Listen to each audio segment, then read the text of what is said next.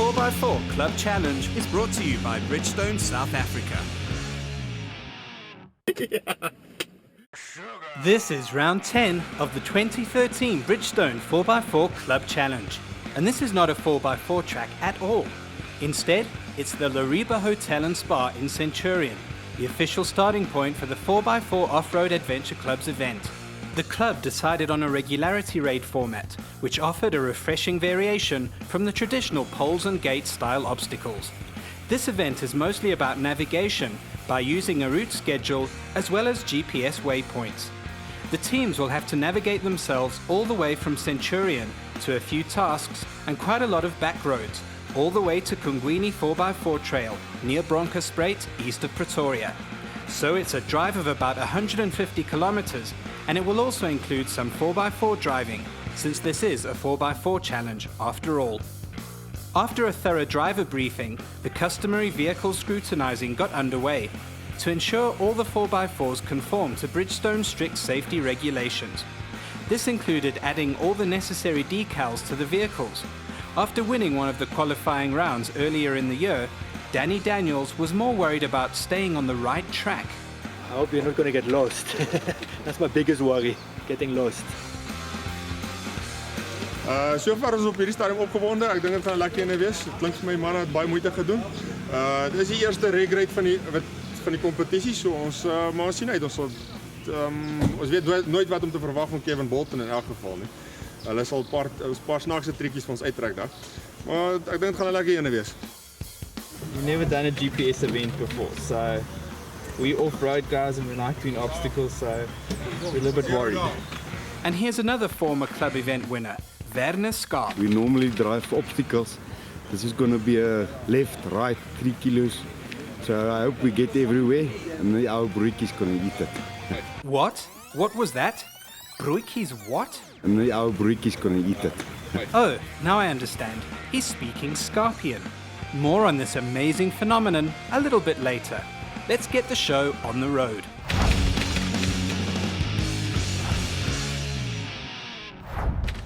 Haven't got the foggiest idea. Got the instructions now. We'll see what happens. Corne van der Merwe and Freddie Siebert in a Jeep Wrangler Rubicon is the first 4x4 on the road. Now just to read the, instructions, zero the odometer, press a few buttons on the GPS and make some notes on the route schedule. That's not complicated at all. Anyway, there goes Corne and Freddie. Hopefully we'll see them again. This is Wimpy Olivier and Jaco van Sale in Wimpy's Datsun. Ah, and you see they've also got this reg raid business. Make notes on the route schedule, press a few buttons on the GPS, and Bob's your uncle. And off they go. And there they stop again. We decided to follow the Nissan Hardbody, so let's ride with them.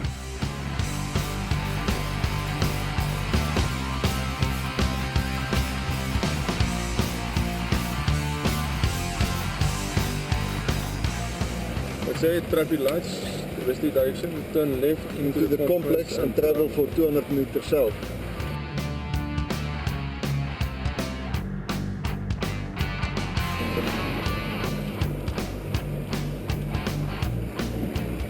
Dus je moet aandacht geven aan die kilo's.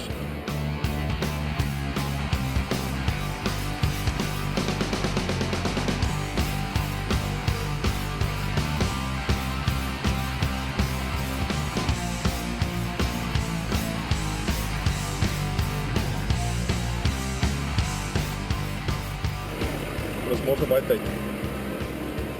Daai, Ja. steers. Dat is steers. Ooh, and they're speaking Lichtenbergian. Ah, it seems they found waypoint 1. All that was left now was to press a few more GPS buttons and try and find waypoint 2.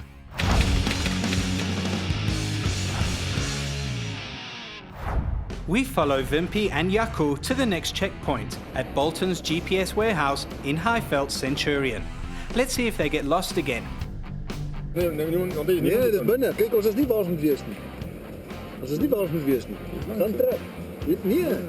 Kijk hoe wijs hom. Kijk daar. And they are speaking Lichtenbergian again.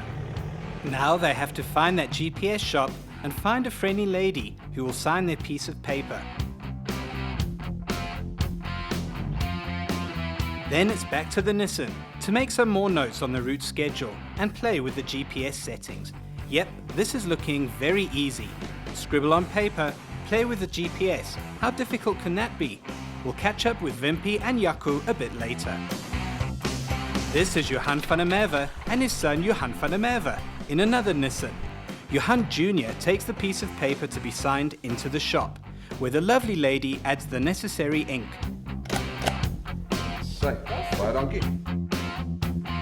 Back in the Navara, Johan and Johan perform the regular checks, press the GPS buttons, stare at the GPS a little bit, and then check the route schedule. 408. Wait, that's Werner Skarp, the man who speaks Scarpian, and he does his impersonation of Usain Bolt to get that stamp of approval.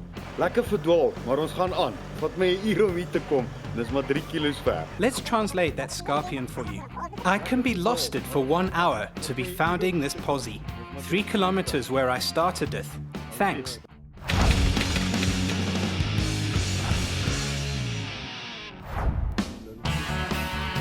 We ride to the next waypoint with the Van der Merwes, who get just a little bit lost.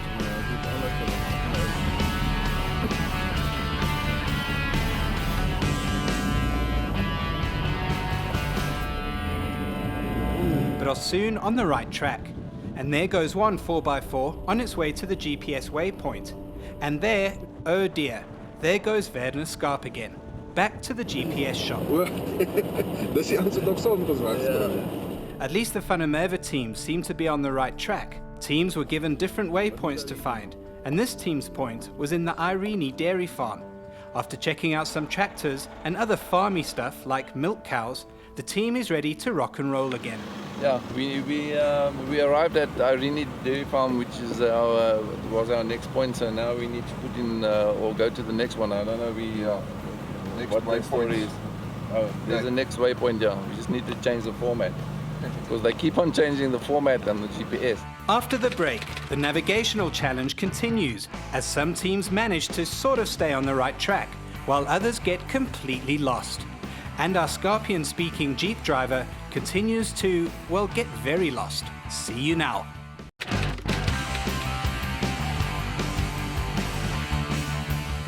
We rejoin the regularity raid, where a few of the competitors have gathered. Amazingly, even the Scorpion Jeep has made it here. Christo Boermer and Joan Mayberg were contemplating going to Durban. One of the GPS points here just doesn't make sense. So it's either me or, which is, the chance I think is me, having a problem here with one of the coordinates. We can take a chance here, so we can either go to Durban or hopefully we'll get to the coordinates we're supposed to. So see you in Durban, enjoy it. The crafty organizers had on purpose changed the east coordinate to a 38 degrees instead of 28. If the competitors had followed the 38 degrees latitude, they would have indeed ended up in the sea of the KwaZulu-Natal coast. So the competitors simply had to use the more logical 28 degrees.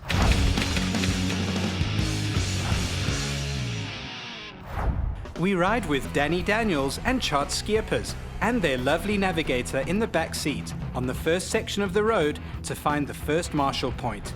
But clearly this Jeep isn't having any navigational issues at all, so let's rather ride with one that is less, well, on track. One like the Jeep Grand Cherokee of Werner Skarp. Hulle sê die roete is 120 km ver. Ons is halfpad tot klaar 120. Scorpion again, he says, I can be wanting to be driving too much today, like 500 kilometers. Oh wait, he's lost again.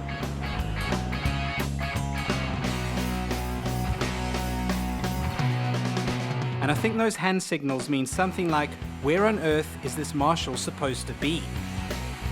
Aha, here it is, and Werner and Armand have finally found it. Here the marshal records the time they clock in, as well as the odometer reading. Thankfully, the Scorpions know exactly where they should be heading next. Just take their mileage down, odometer reading, and then their time that they put in when they get you, and then the time they leave. Travel. Ons wil daai kant toe gaan.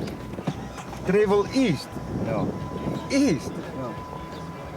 Waar is east? Daai kant toe. Waar is east?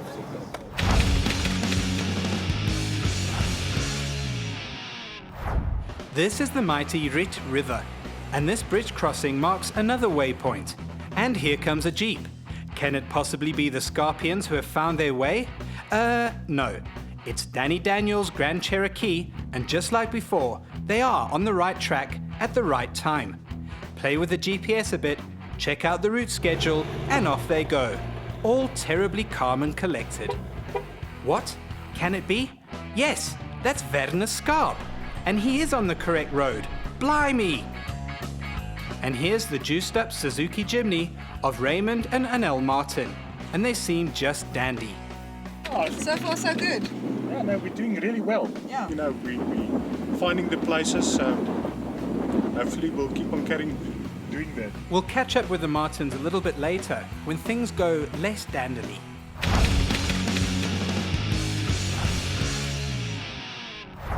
This is Marshall Point 2, at the entrance of a farm. After checking in here, the teams have to navigate themselves on the farm to a specific waypoint. Then they can turn around and head back, and check out at the same Marshall Point again. Easy, yes? Not quite, no. Okay. This is Llewellyn Edwards and Frikkie Kuchelenberg in a Hilux, setting off into the great unknown. As 4x4s head from and into all directions, Llewellyn and Frikkie easily find the waypoint, which happens to be next to a dam. Taking the camera with them, they go in search of the waypoint and find Werner Skarp? Ek dink julle het 'n Marshall ook gemis nou. Ja. Oh dear. Anyway, arriving at the waypoint, the teams have to photograph a duck on water. All the snaps they take during the day at certain points will later count points when they arrive at the finishing line. And here is Raymond and Anel Martin in the Jimny again. But oh dear, there's a problem with the suspension, it seems.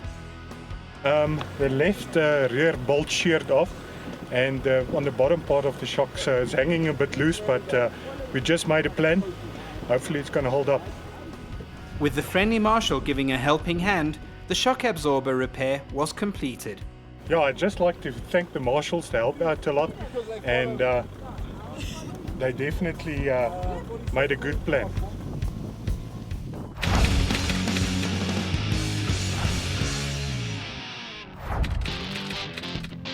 This is Hannes Janse van Rensburg and Koos Hullet in a Nissan Navara. They're on their way to find the next waypoint, conveniently tucked away under a railway bridge, about 2 kilometers from the main gravel road. Yep, the Nissan crew is on the right track there. Next up is the very cool Land Rover Discovery of Anthony and Christopher Manley. They find the waypoints under the bridge easy enough, and now it's time to consult that route schedule and punch in some numbers on the GPS system, and off they go again.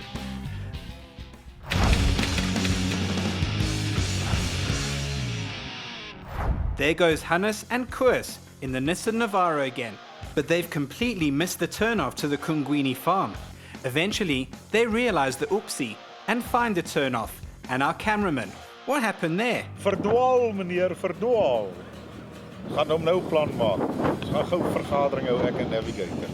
Hey, that's Lichtenbergian.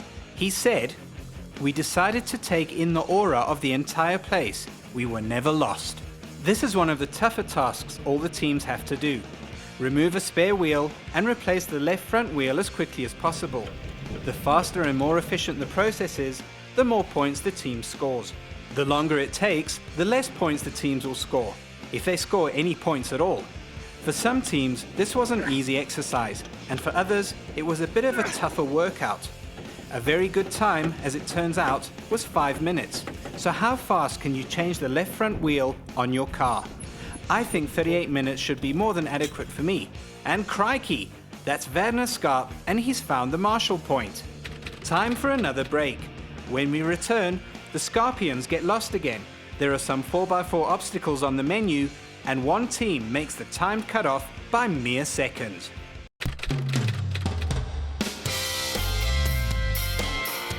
The next challenge was quite a challenge, especially if you flunked geography at school.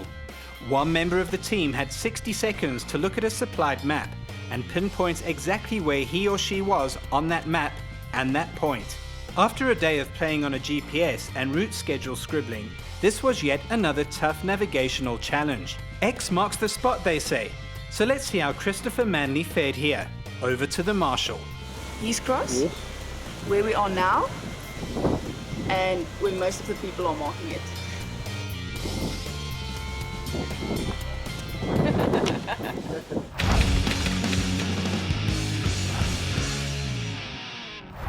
After the map reading exercise, the teams had to navigate themselves through a maze of muddy ditches and a rather picturesque foresty kind of place. They had to do this by following the route schedule. After the forest, they headed up to a kopje, and this is now where the fun starts. There goes Thomas Wakeford's Toyota Land Cruiser again, and the Manly Discovery that later stops to, well, take in the scenery, I think.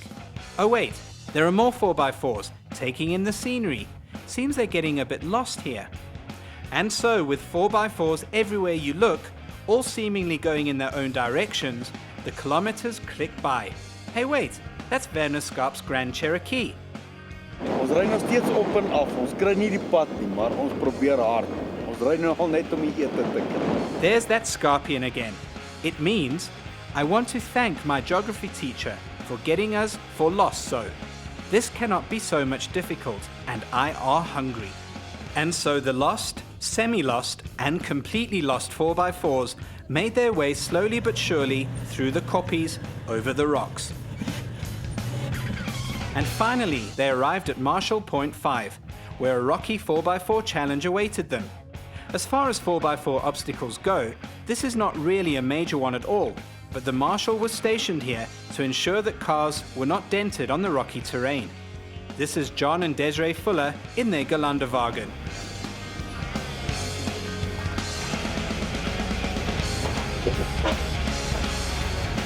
And it has no problems here whatsoever.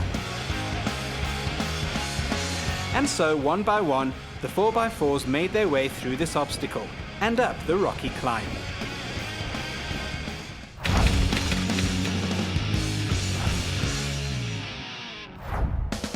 This is the route to Marshall Point 6, and this is Marius and Wynand Schoeman in a Toyota Prado. They navigate themselves quite easily between and over the rocky patches on their way to the Kungwini Dongas.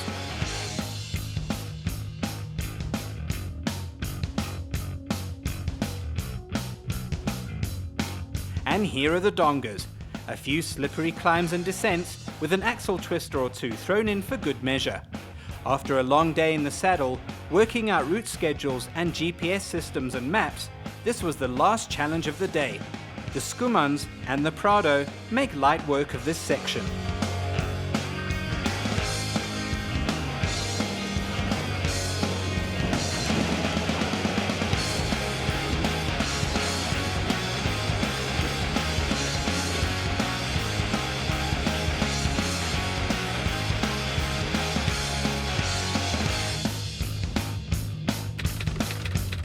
This is Richard Boertes and Marius Dreyer in a Landy Discovery TD V6.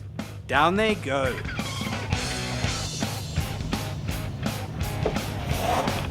Sliding ever so slightly, but with no real drama.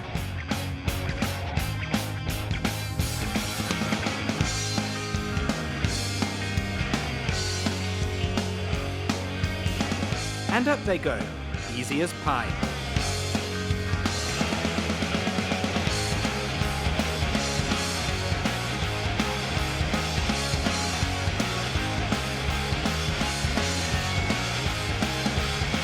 The Isuzu Frontier 320 V6 is next.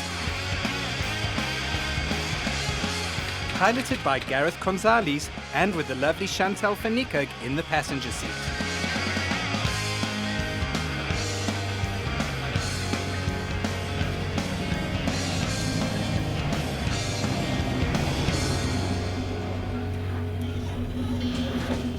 The Isuzu goes down.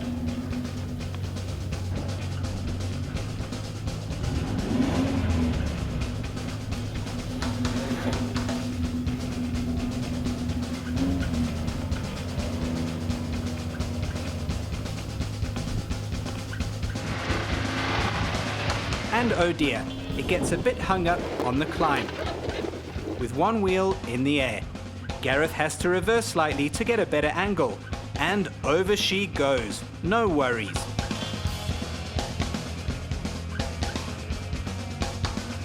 At the last marshal point, at the finishing line, there was a last-second bit of drama. After getting lost one last time, Hannes Janse van Rensburg and Koos Hullet raced to check in here before the 4 p.m. cut-off time. And they make it by 3 seconds. That's right, 3 seconds. Congratulations guys, you're the last car in. You made it by 3 seconds from the cut-off time. And that was that. It was time to munch some lovely boerie rolls.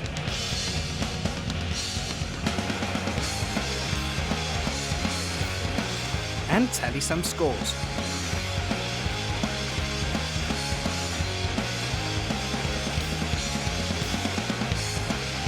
Before we get to the prize giving, just a brief recap of the prizes that are up for grabs.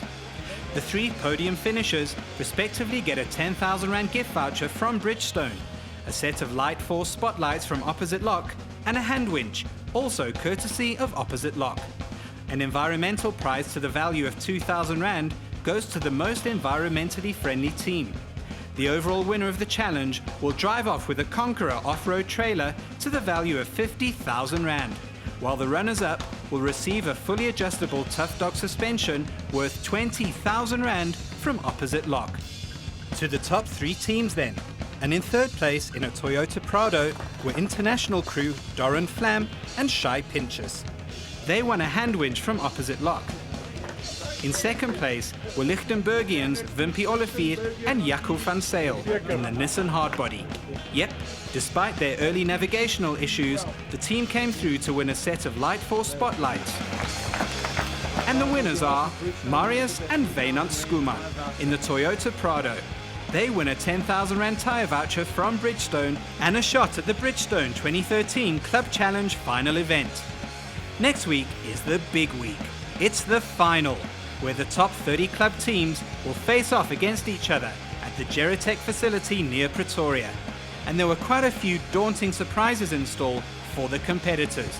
See you next week for the grand finale.